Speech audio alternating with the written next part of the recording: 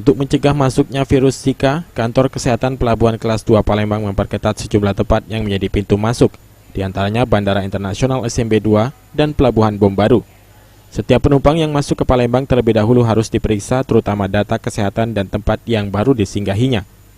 Kepala Seksi Pengendalian Karantina dan Surveillance Epidemiologi Kantor Kesehatan Pelabuhan Kelas 2 Palembang, Dr. Amelia menjelaskan, hingga kini belum terdeteksi penderita virus Zika yang masuk ke wilayah Sumsel, baik melalui bandara maupun pelabuhan.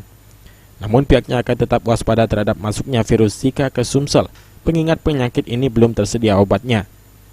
Antisipasi pencegahan sudah dilakukan dengan menempatkan beberapa posko di bandara dan pelabuhan.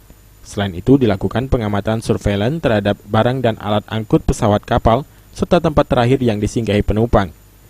Selama ini di pintu masuk bandara juga telah disiapkan thermoscanner untuk mendeteksi suhu tubuh penumpang. Kita menyiapkan alat pendeteksi suhu tubuh, thermal scanner. Jadi ketika di sana lewat seseorang dengan suhu tubuh di atas normal, tentu bisa terdeteksi. Persoalannya Pak, thermal scanner itu hanya mendeteksi orang demam. Jadi demam untuk sebab apapun.